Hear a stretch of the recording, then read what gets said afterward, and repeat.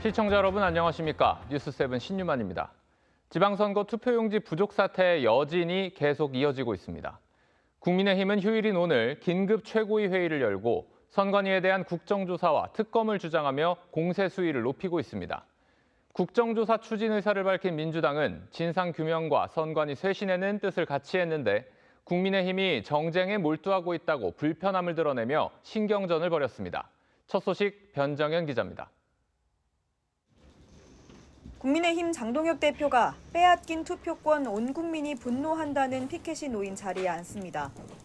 국민의힘은 긴급 최고위 회의를 열고 투표용지 부족 사태는 국민 참정권을 박탈한 자유민주주의 파괴라며 국정조사와 특검, 범국민 개혁기구를 제안했습니다. 당연히 즉각적인 국정조사를 실시해야 하고 조속히 특검을 설치해서 철저하게 수사해야 합니다. 민주당이 전날 국정조사를 검토한다고 했지만 한 발 더 나아가 특검 수사 필요성까지 강조한 겁니다. 잠실에 모인 청년들을 향해선 민주적 항거를 하고 있다며 함께 싸우겠다고 했습니다. 오세훈 서울시장도 긴급 담화를 통해 이번 사태를 헌정 유린으로 규정하고 해체 수준의 선관위 개혁을 촉구했습니다. 용지가 없어서 발길을 돌리게 만든 것은 그 어떤 변명으로도 정당화될 수 없는 엄중한 참정권의 침해이자 헌정 유린입니다. 더불어민주당은 국정조사를 포함한 진상규명을 이미 약속했다며 선관위 개혁기구도 검토 중이라고 했습니다. 다만 그러기 위해선 국회 원구성 먼저라며 사태 수습보다 정쟁에 몰두하는 모습이 유감스럽다고 비판했습니다. 진상조사의 유일한 법적 기반인 원구성은 팽개친 채 일방적인 특검 요구로 반사 이익만 챙기려는 정치 쇼를 당장 멈추십시오. 정성호 법무부 장관은 조만간 특검이나 국정조사를 포함해 강력하고 실효성 있는 조치가 취해질 것으로 기대한다면서도 부정선거 음모론과 불법적인 폭력 위협 행위에 대해서는 우려를 표한다는 입장을 밝혔습니다. TV조선 변정현입니다. 문제의 송파구 투표함을 개표했던 올림픽공원 핸드볼 경기장 앞에선 항의하는 유권자들의 시위가 오늘도 이어졌습니다. 유모차를 끌고 온 시민들이 눈에 띄었고 무료 커피차도 등장했습니다. 시민들은 재선거를 요구하며 목소리를 높였습니다. 주원진 기자입니다. 아이들 손을 잡고 나온 시민들이 재선거라고 적힌 종이를 들고 있습니다. 돗자리를 깔고 앉은 시민부터 7개월 된 아기를 유모차에 태워온 부부는 태극기를 들고 있습니다. 이제 국민의 기본권인 투표권이 지금 침해받고 있는 상황이라서 아기의 이제 미래도 좀 달려 있고 해서 와이프랑 나오게 됐습니다. 어제 선관위가 잠실 7동 투표함을 개표했던 올림픽공원 핸드볼 경기장 앞은 오늘까지 밤샘 시위가 이어졌습니다. 집회 현장에는 무료 커피를 주는 트럭도 등장했는데 시민들의 줄이 길게 이어졌습니다. 너무 더우면 쓰러졌을 분도 계실 수도 있으니까 이제 그거에 대해서 이제 걱정이 우려되는 마음에 이제 봉사를 하러 가게 됐습니다. 참가자들은 선관위가 재선거를 할 때까지 집회를 이어가겠다고 했습니다. 대한변호사협회는 투표용지 부족 사태에 대해 참정권을 침해한 초유의 사태라며 외부 전문가가 참여하는 객관적 진상규명을 촉구했습니다. 선거관리의 기본 책무를 방기한 것으로서 민주주의 국가에서 도저히 용납될 수 없습니다. 경찰은 시민단체가 노태학 중앙선거관리위원장 등을 고발한 사건을 서울경찰청 광역범죄수사대에 배당했습니다. TV조선 주원진입니다. 그런가 하면 지방선거 결과를 놓고 눈살을 찌푸리게 하는 발언들도 이어지고 있습니다. 과거에도 국민의힘 지지자를 비하하는 발언을 했던 최강욱 전 의원이 이번엔 영남 유권자들을 겨냥해 강도와 가까워진 인질 같다고 말한 겁니다. 주병기 공정거래위원장에 이어 여권에서 반대 성향 유권자를 폄훼하는 발언이 계속 나오는 건데 야권에선 사과와 함께 주 위원장의 사퇴도 요구했습니다. 전정원 기자가 보도합니다. 6.3 지방선거 다음 날 한 진보 성향 유튜브 채널에 출연한 최강욱 전 의원은 영남권 선거 결과에 마음이 무거웠다면서 스톡홀름 신드롬이란 표현을 썼습니다. 강도한테 인질로 잡혀 있으면서 강도가 가까워지는 딱 그 모양이라고 저는 생각이 들어서 국민의힘 후보를 지지한 영남권 유권자를 은행 강도 사건에서 인질범에게 호감을 보인 인질에 빗댄 겁니다. 최 전 의원은 내란 주요 임무 종사자를 선택하는 심리를 이해하기 어렵다며 대구 유권자를 겨냥하기도 했습니다. 광복절 특사 이후 활동을 재개한 최 전 의원은 지난해 한 행사에서도 보수 지지층을 비하하는 이찍이란 표현과 함께 묻어버려야 한다고 말해 문매를 맞은 바 있습니다. 전날 주병기 공정거래위원장은 강남 3구에서 국민의힘 지지율이 높은 걸 두고 내란을 일으켜도 상관없는 맹신이라고 SNS 댓글을 달았다가 논란이 되자 지웠습니다. 국민의힘은 정치적 견해가 다르다고 정치적 낙인을 찍고 내란 동조로 몰아붙였다며 국민께 사죄하고 사퇴하라고 비판했습니다. 특정 지역 비하를 넘어 국민 전체를 향한 모욕이자 국민의 정당한 선택을 정면으로 부정하는 독선적 처사입니다. 이재명 대통령은 지방선거에 담긴 국민 뜻을 겸허하게 받들겠다며 소속 정당과 상관없이 새 지방정부와 협력하겠다고 밝힌 바 있습니다. TV조선 전정원입니다. 오늘은 한국전쟁 참전용사를 포함해 나라를 지키려 목숨 바친 분들을 기리는 현충일입니다. 추념식에 참석한 이재명 대통령은 헌신은 드높이고 배신은 단죄하자며 친일 부당재산을 환수하겠다는 의지를 강조했습니다. 집권 2년 차를 맞은 만큼 청와대는 이르면 내일부터 개편에도 속도를 낼 전망입니다. 자세한 내용은 이채현 기자가 보도합니다. 현충일 추념식에 참석한 이재명 대통령은 순국 선열들에 대한 예우를 강조하며 사리사욕에 공동체를 배반한 이들을 단죄하는 것도 중요한 책무라고 했습니다. 헌신은 드높이고 배신은 단죄할 때 국가 공동체의 지속과 발전을 위한 정의로운 통합도 가능하기 때문입니다. 지난 2일 공포된 친일재산 귀속법을 통해 친일 세력의 부당재산을 환수하겠다고 했습니다.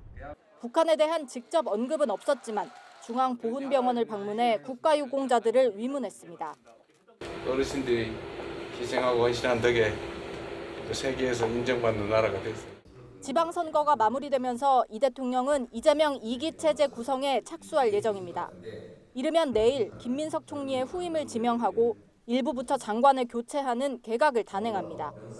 차기 총리에는 강훈식 청와대 비서실장과 정성호 법무부 장관이 거론됩니다. 청와대는 이재명 정부를 강경 좌파 노선으로 지칭하며 한미동맹 약화를 우려한 미국 월스트리트저널 기고문에 대해 심각한 왜곡이자 신뢰를 훼손할 위험이 있다며 공개 반박했습니다.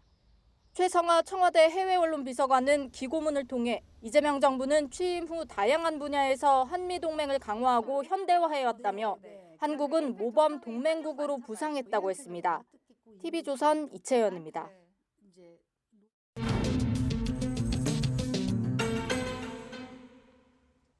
선관위가 초래한 말도 안 되는 선거 참사, 이번이 처음은 아닙니다. 문제가 불거질 때마다 비판이 쏟아졌지만 논란은 여전히 반복되고 있죠. 그 배경에 어떤 구조적 문제가 있는 건지 또 실질적인 해결책은 없는지 뉴스더에서 정치부 이태희 기자와 짚어봅니다. 이 기자, 이번 사태로 선관위가 진상조사를 하고 또 재발 방지 대책도 내놓겠다고 하긴 했어요. 근데 이 관리부실 문제, 선거 때마다 사실 반복되고 있잖아요. 이번에는 좀 바로잡을 수 있겠습니까? 결론부터 말씀드리면 쉽지 않아 보인다는 게 대부분의 시각입니다. 20대 대선 당시 기표를 마친 투표용지를 간이 소쿠리에 담아 옮겨서 논란이 됐었죠. 당시 선거 관리를 책임졌던 선관위 정책실장, 정직 3개월이란 솜방망이 처분에 그쳤습니다. 네. 여기에 지금은 1급 상당의 상임위원으로 연고지에서 무사히 정년 퇴임을 준비 중인 것으로 알려졌습니다. 이 상황이 이렇다 보니 이번 투표용지 부족 사태를 두고도 책임자 처벌이 실효성이 있겠냐는 회의적인 목소리가 벌써부터 나오고 있습니다. 사고를 쳐도 버티면 그만이다. 이런 인식이 좀 깔려 있을 수밖에 없겠다. 이런 생각이 듭니다. 이게 가능한 이유가 뭘까요? 선관위는 헌법상 독립기구로 규정돼 있습니다. 자녀 특혜 채용 논란이 불거졌을 때도 선관위는 감사원 감사를 거부했습니다. 여기에 지난해 헌법재판소가 선관위에 대한 감사원 감찰은 위헌이란 결정을 내리면서 누구도 손을 댈 수 없는 성역이 됐다는 비판도 나옵니다. 과도한 재량권도 문제입니다. 이번에 논란이 된 투표용지 최소 50% 인수의 지침 역시 선거법에는 별도 규정이 없습니다. 선관위 내부 판단에 따라서 이 지침을 이리저리 손질하며 운영하는 과정에서 허점이 드러났다는 지적입니다. 그러니까 제도적인 허점이 좀 있었다고 볼 수도 있을 것 같은데 그러면 결국에 국회가 나서서 선거법을 바꾸고 제도를 개선하면 이게 좀 해결이 될 문제일까요? 그래서 국정조사나 특검 같은 대안도 나오고 있습니다만 이 국회의원들 역시 결국 선거를 통해서 당선돼야 하는 신분인 만큼 선거 관리를 독점하는 선관위를 상대로 강한 개혁을 주장하기가 쉽지 않다는 지적도 있습니다. 또 중앙선관위원 9명 중 8명이 비상임이다 보니까 업무 이해도와 조직 장악력이 떨어질 수밖에 없고 현직 대법관이 선관위원장을 겸임하는 이 구조를 바꿀 필요성도 제기됩니다. 그래서 선관위를 아예 해체하고 재구성을 해야 된다, 재조직해야 된다 이런 처방까지도 나오는 그런 모양입니다. 네. 새로운 분위기가 생긴 이 정치권 상황도 짚어보죠. 이번 선거에서 오세훈 서울시장과 한동훈 의원이 승리를 거뒀어요. 이 승리를 동력으로 향후 보수 진영을 재편할 어떤 주도권을 쥐게 됐다. 이런 평가도 좀 나오는 것 같습니다. 네, 오늘 두 사람 모두 선관위를 향한 강도 높은 비판 메시지를 냈습니다. 이 보수 지지층이 이번 선관위 이슈에 상당히 민감하게 반응하고 있다는 점을 의식한 행보로 보입니다. 다만 향후 보수 재건 주도권을 누가 쥘지를 가르는 1차 분수령은 한동훈 의원의 복당 문제가 걸려있는 이 원내대표 선거가 될 것으로 보입니다. 장동혁 지도부가 선거 책임론에 사퇴할 경우 이 원내대표가 비대위원장을 맡거나 또 비대위원장 지명권을 행사할 수 있기 때문입니다. 그런데 장 대표가 사퇴론을 일축했기 때문에 당장 사퇴할 가능성은 좀 높지 않아 보이기는 하거든요. 이것도 하나의 좀 변수가 될 수 있을까요? 국민의힘 내에서 이번 선거 결과를 패배로 볼 것인가를 두고는 의견이 엇갈리지만 2년 뒤에 있을 총선 등 당의 미래를 고려할 때 변화와 쇄신이 필요하다는 목소리에는 공감대가 있습니다. 이 때문에 장 대표의 사퇴 여부가 보수 재편의 주요 변수가 될 수 있는데 장 대표가 무리하게 자리를 지키기보다는 물러난 뒤에 재신임 절차를 거치는 편이 당의 재편과 또 본인의 정치적인 미래에도 도움이 될 거란 목소리도 나옵니다. 네, 일단은 좀 지켜봐야 되겠네요. 이태희 기자 고생했습니다.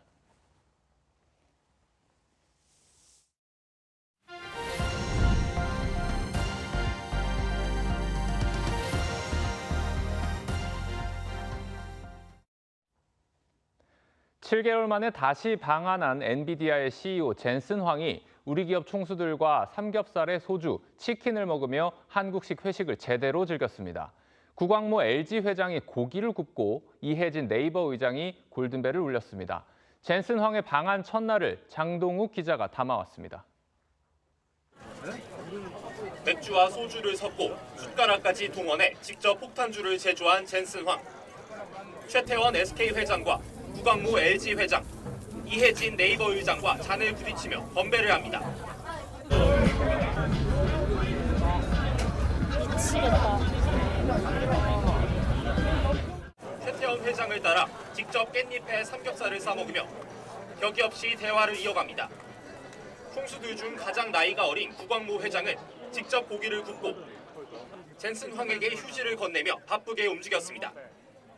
젠슨 황은 식사 도중 총수들과 밖으로 나가 시민들에게 바나나 우유와 반도체 칩 이름을 본따 만든 HBM 칩 과자를 나눠주며 분위기를 띄웠고 한 아이가 초코 과자를 건네자 호응으로 화답하기도 했습니다.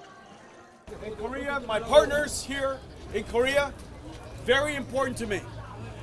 So I came to Korea to thank them, to celebrate with them, and to congratulate them for such an incredible year. 이해진 네이버 의장이 골든벨을 울렸는데 네이버의 안면 인식 서비스를 이용해 결제했습니다.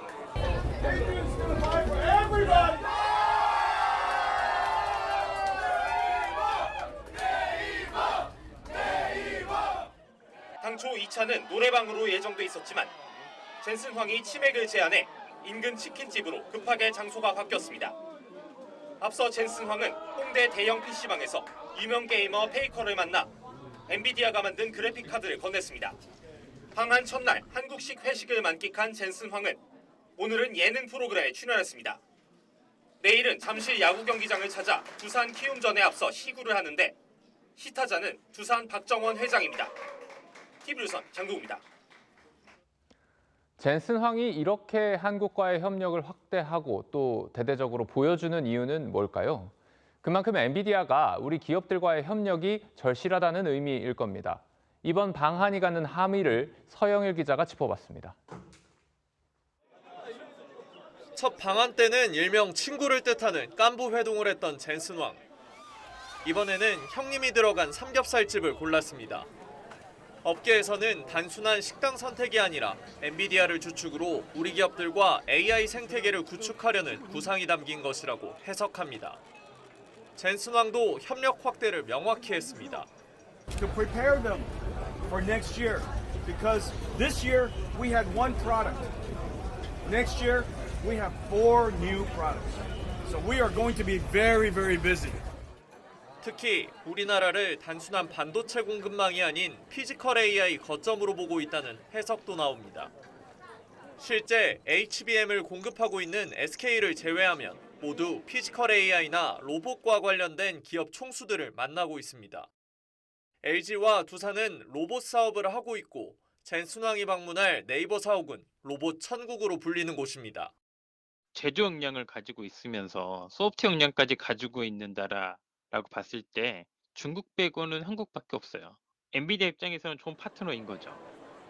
여기다 연구센터 건립과 AI 로봇 스타트업, 서울대 AI연구원과의 만남은 인재까지 안정적으로 확보하려는 포석이라는 관측입니다.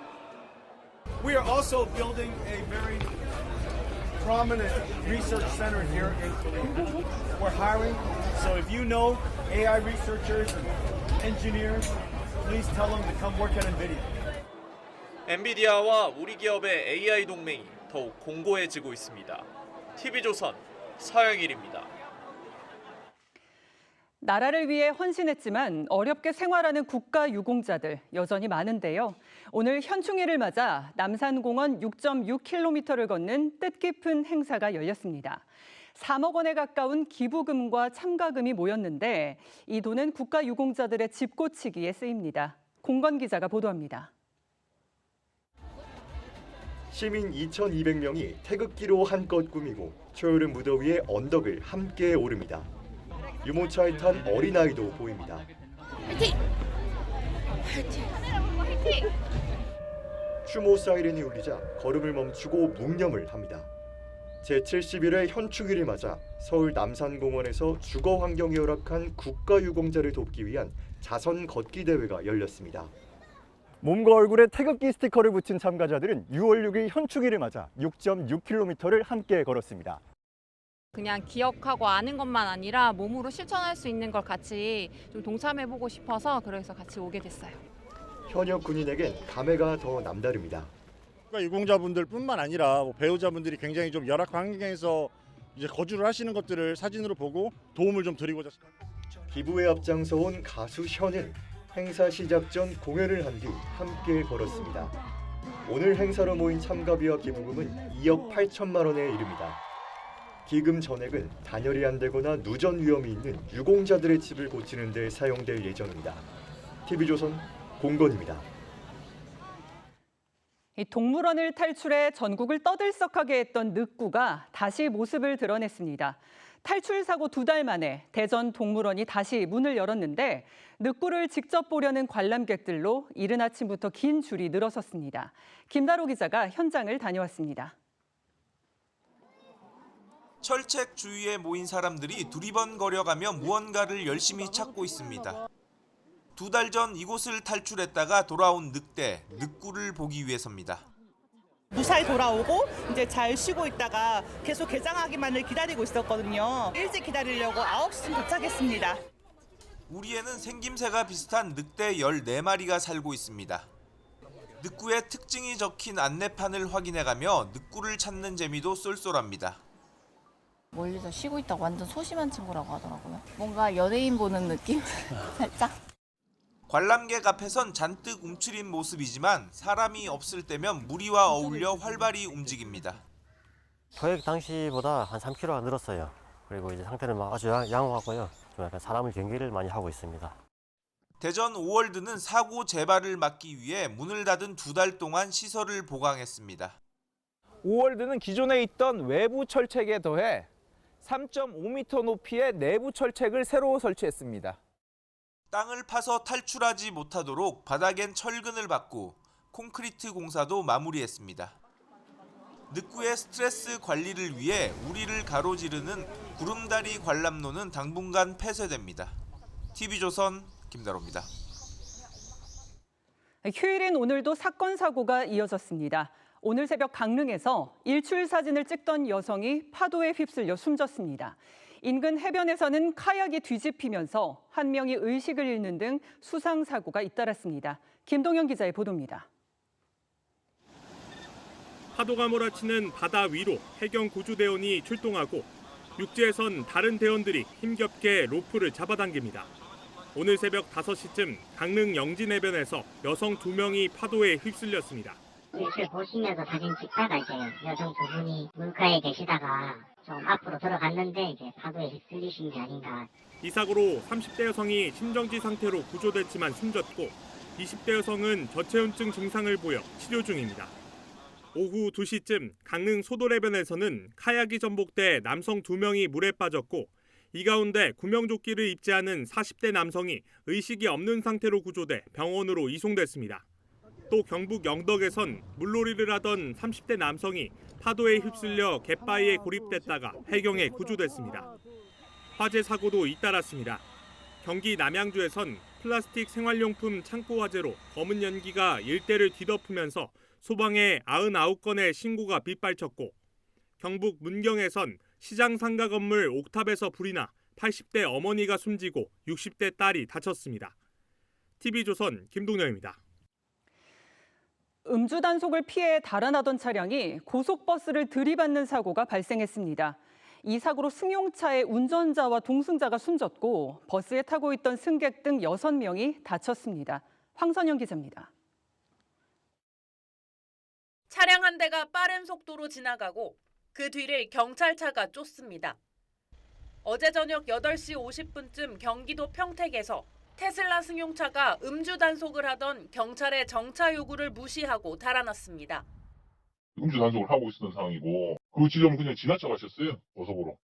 시속 100km가 넘는 속도로 도주하던 차량은 2.7km 떨어진 사거리에서 좌회전하던 고속버스를 그대로 들이받았습니다. 사고 현장입니다. 처참하게 부서진 차량 파편들이 도로에 그대로 널브러져 있습니다. 사고 당시 신호는 황색 전멸등 상태였습니다. 버스가 이렇거든요. 꽝 소리가 나서 우리 집이 꽝 눌렸어요. 어찌 소리가 없어요. 이 사고로 운전자인 20대 남성은 그 자리에서 숨졌고 조수석에 탔던 20대 여성은 심폐소생술을 받으며 병원으로 옮겨졌지만 끝내 숨을 거뒀습니다. 또 고속버스 운전자와 승객 5명이 다쳤습니다. 경찰은 운전자의 음주 여부 등 정확한 사고 경위를 조사하고 있습니다. TV조선 황선영입니다. 지방선거와 함께 치러진 전국 시도 교육감 선거에서 무효표가 100만 표 넘게 나온 것으로 파악됐습니다. 투표장에 가고도 투표를 하지 않은 유권자가 많았다는 뜻인데 먼저 임유진 기자의 보도입니다. 역대 가장 많은 8명의 후보가 출마했던 서울교육감 선거. 528만 8천여 명이 투표했는데 무효표가 무려 30만 표 넘게 나왔습니다. 100명 중 5명 이상이 후보를 제대로 찍지 않은 겁니다. 후보가 너무 많아서 지금 어떤 분을 뽑아야 될지 잘 모르겠어요. 누가 단일 후보고 어떻게 되는지 그냥 일반인들이 봤을 때는 그냥 다 비슷비슷해요. 16개 시도교육감 선거에서 발생한 전체 무효표는 108만 8,403표로 시도지사 선거 무효표 43만 4,300표에 비해 2.5배 더 많았습니다. 2022년 선거 당시 무효표 90만 3천여 표보다도 20% 넘게 늘었습니다. 무효표는 투표용지를 냈지만 아무도 찍지 않았거나 제대로 기표하지 않아 표로 인정되지 않는 경우로 아예 투표에 참여하지 않은 기권과는 다릅니다. 투표장엔 갔지만 후보에 대해서 몰라서 찍지 않았거나 고의로 무효표를 낸 유권자가 많았다는 뜻입니다. 이 때문에 30% 안팎의 낮은 득표율을 얻고도 승리한 교육감 당선인이 7명에 이릅니다. 후보에 대한 인지도의 부분이 약하다는 부분뿐만 아니라 교육 영역이 주로 학부모라든지 특정 계층의 관심사가 그 중심이 되다 보니까 관심도가 낮아졌기 때문에 무효표가 높다고 생각하고요. 올해 서울교육감 후보 8명 가운데 유효표 10%를 받지 못해 선거 비용을 한 푼도 돌려받지 못하는 후보도 5명이나 됐습니다. TV조선 임유진입니다.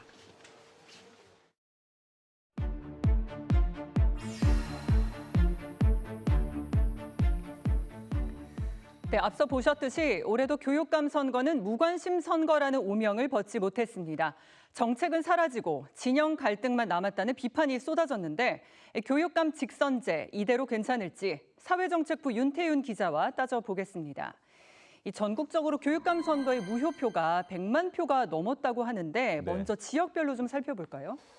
서울에서 가장 많은 무효표가 나왔습니다. 30만 표가 넘었습니다. 이어서 경기도가 19만여 표, 경남이 7만 1천여 표로 많은 무효표가 나왔습니다. 시장 선거에서 나온 무효표와 비교를 해보면 서울은 5배 넘게 많았고요. 인천은 3배 이상, 또 부산과 대전, 대구와 같이 대부분의 지역에서도 광역단체장 무효표보다 2배 이상 많이 나왔습니다. 그만큼 교육감 선거에 대한 무관심이 크다는 얘기 같은데 특히 서울 지역에서 무효표가 많았던 이유는 어떻게 분석하고 있습니까? 서울은 역대 최다인 8명의 후보가 출사표를 던졌습니다. 진보와 보수 모두 단일화에 실패했고 경선 불복과 독자 출마가 이어졌기 때문인데요. 관심도 떨어지는데 후보마저 많으니까 선거 당일 투표소에 가서 교육감 투표용지를 받고 당황하는 경우도 적지 않았다고 합니다.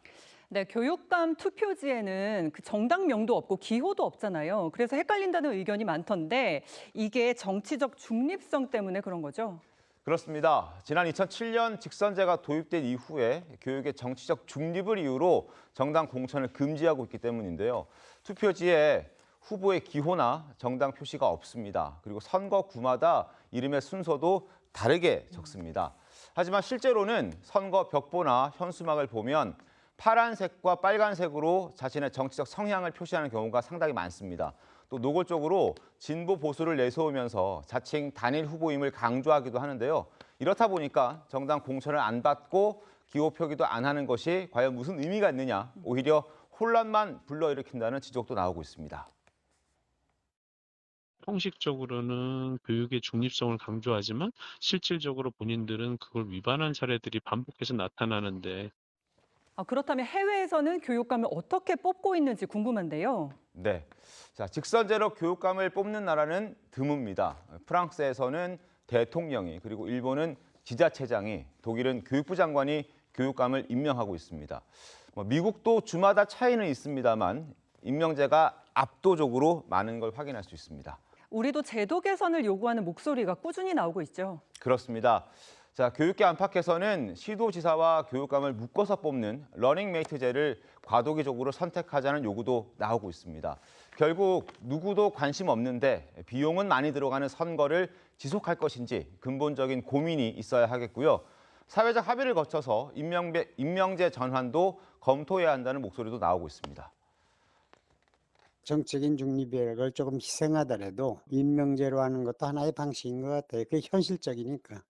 반면 교육 자치 측면에서 직선제를 유지하면서 유권자들의 관심을 강화할 방안이 필요하다는 반론도 있습니다. 네, 지역 교육의 방향을 정하고 또 90조 원이 넘는 교육 예산을 책임지는 교육감을 어떻게 뽑으면 좋을지 고민이 필요해 보입니다. 네. 윤 기자 잘 들었습니다. 네, 수고하셨습니다.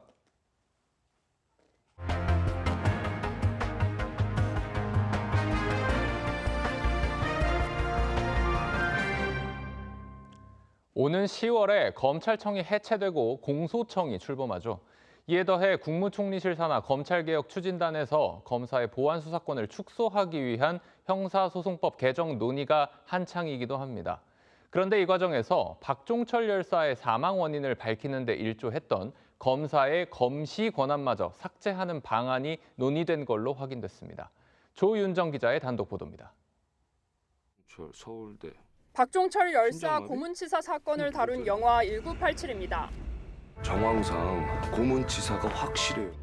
경찰이 은폐를 위해 서두르던 시신 화장을 막고 검사가 부검을 지시한 겁니다. 검사의 변사체 검시 권한은 형사소송법에 규정돼 있습니다. 최근 국무총리실 산하 검찰개혁 추진단은 검사를 삭제하고 경찰에 검시 권한을 넘기는 방안을 논의한 것으로 확인됐습니다.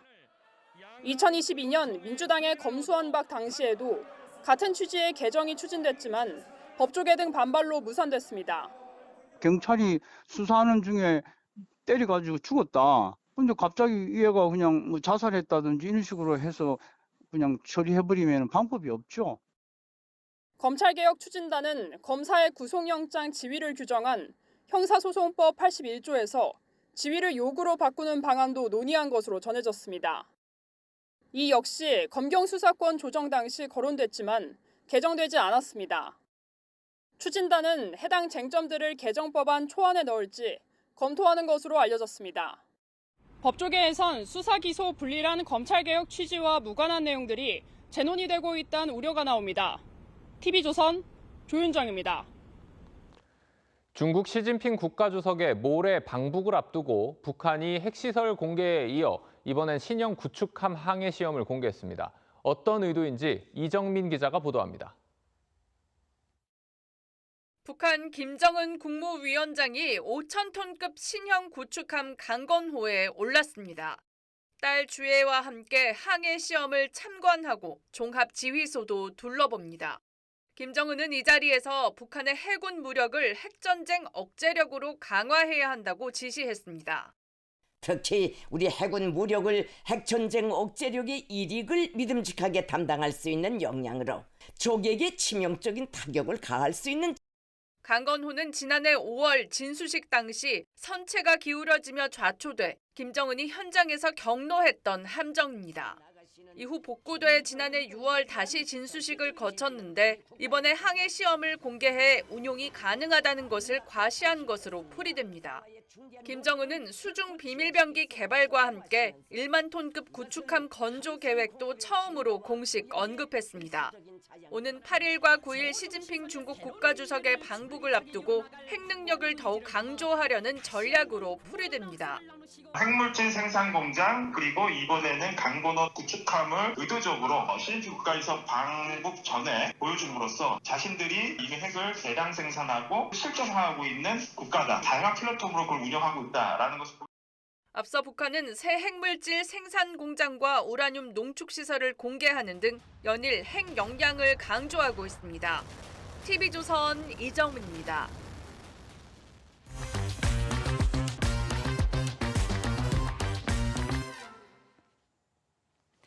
AI 열풍에 힘입어 반도체 주가가 고공행진하는 사이 수혜주로 같이 묶였던 원전과 전력설비 주가는 오히려 최근에 하락하고 있습니다.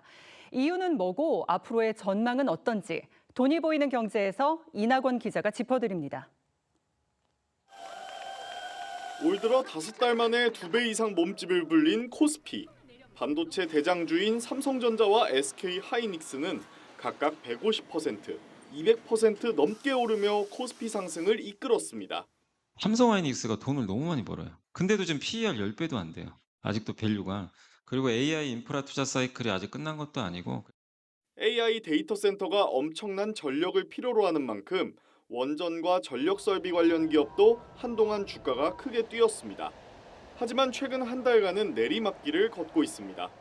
삼전닉스가 40% 넘게 오르는 동안 원전 대장주인 두산 에너빌리티는 24% 하락했고 전력기기 대장주로 꼽히는 LS 일렉트릭과 효성중공업도 각각 22%, 20% 빠졌습니다.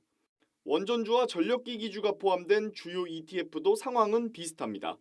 전문가들은 최근 반도체로 투자자들이 몰리면서 생긴 현상으로 분석합니다. 업황은 꺾인 적이 없거든요. 같은 내러티브를 공유하는데 더 괜찮은 것 같은 타락 섹터가 있다 보니까 그쪽으로 좀 쏠림 현상이 있는 거고요. 저가 매수 기회가 될 수 있다는 의견도 나옵니다. 반면 이젠 기대감보단 수주 등 실적이 뒷받침돼야 한다는 지적도 나옵니다. 상승을 위한 재료가 필요하다는 겁니다. 대형 원전이든 소형 모듈 원자로 SMR이든 간에 좀 진전되는 그런 새로운 뉴스가 없었습니다. 반등이 좀 일어나려면 팀코리아 쪽에서 이제 대형 원전 수주를 받는다고 치면 물가 상승 등 실적을 훼손할 수 있는 거시경제 움직임도 돌발 변수로 꼽힙니다. TV조선 이낙원입니다. 한동안 잠잠했던 서울 강남권 등 핵심지 집값이 다시 꿈틀대고 있습니다. 고강도 규제에도 현금 부자들이 신고가를 이끌고 있는데 이재명 대통령은 집값이 너무 비싸다며 선거 이후 추가 대책을 예고하고 나섰습니다. 이유경 기자입니다. 서울 서초구의 한 대표 아파트 단지. 전용 면적 84제곱미터가 지난달 19일 63억 원에 거래되며 신고가를 갈아치웠습니다. 다주택자 중과유예 종료 전인 지난 4월 53억 원에 팔렸던 것보다 10억 원이 올랐습니다. 양도세 중과 등 규제 효과가 사실상 사라지면서 현금 부자들이 집값 상승을 다시 이끌고 있는 겁니다. 반포 지역은 매물이 없다 보니까 지금 슬금슬금 다시 오르는 추세거든요. 2억밖에 대출이 안 되기 때문에 대출이 전혀 없고 무조건 올 현금입니다. 이번 주 서울 아파트 값은 지난주보다 0.25% 오르며 상승폭이 커졌는데 강남과 서초구 역시 같은 흐름을 보이고 있습니다. 이재명 대통령도 지난 지방선거 당일 자신의 SNS에 부동산 값이 비싸도 너무 비싸다며 추가 규제책을 예고했습니다. 하지만 지금은 투기가 아닌 실수요 시장인 만큼 큰 효과가 없을 거란 지적도 나옵니다. 중저가 실수요자들이 시장에 유입되면서 가격 상승을 이끌어내는 시장이기 때문에 전체 서울시장 가격을 안정화시키거나 하락시키는 요인으로 작용하기는 힘들다.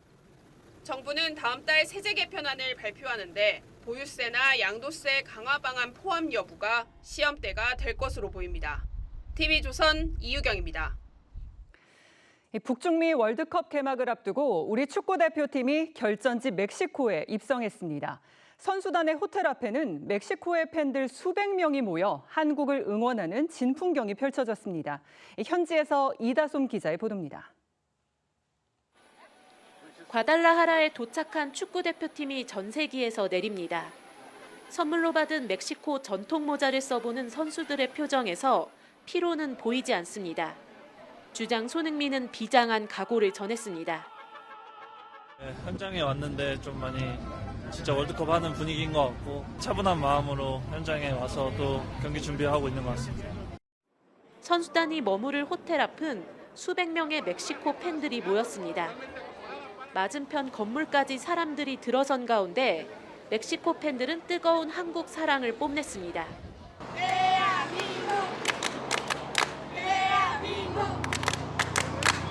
선수단 버스가 도착하자 열기는 절정에 달했습니다. 선수 한 명 한 명이 내릴 때마다 함성이 쏟아졌습니다. 선수들을 실제로 본 현지 팬들은 따뜻한 환영을 보냈습니다. 안녕하세요. You're so handsome and you really hope enjoy the Guadalajara city. 붉은 유니폼을 입고 모인 현지 교민들도 열렬한 응원을 보냈습니다. 대한민국 팀이 결승전까지 가게 응원해주고 싶고 선수들의 사진으로 장식된 호텔은 선수단을 위한 최상의 준비를 마쳤습니다. 우리 선수들이 머무르는 기간 이곳 호텔과 주변 지역은 철통 보안이 적용됩니다. 도착 후 하루 휴식을 취한 대표팀은 7일부터 베이스 캠프에 입성해 막판 훈련에 돌입합니다. 과달라하라에서 TV조선 이다솜입니다.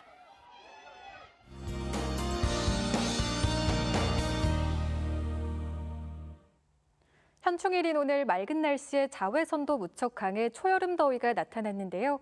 일요일인 내일은 차차 흐려지며 비가 내리는 곳이 있겠습니다. 오전부터 영남과 제주를 시작으로 오후에는 호남과 충청, 밤이 되면 중부지방으로도 확대되겠습니다. 예상 강수량은 강원 내륙과 남부지방에 5에서 20mm, 제주도는 5에서 10mm, 그 밖에 대부분 지역은 5mm 안팎의 비가 내리겠습니다. 내일 아침 기온 서울과 부산 20도, 광주와 대구 18도로 오늘보다 2도에서 4도가량 높겠고요. 내일 한낮 기온 서울 27도, 광주 29도, 대구 26도로 오늘과 비슷하거나 조금 낮겠습니다. 다음 주 초반까지 더위가 한풀 꺾이겠고요. 모레인 월요일에는 강원 산지와 영남 지방에 한 차례 소나기가 지나겠습니다. 날씨였습니다. 6월 6일 토요일 뉴스7 마칩니다. 시청해주신 여러분 고맙습니다.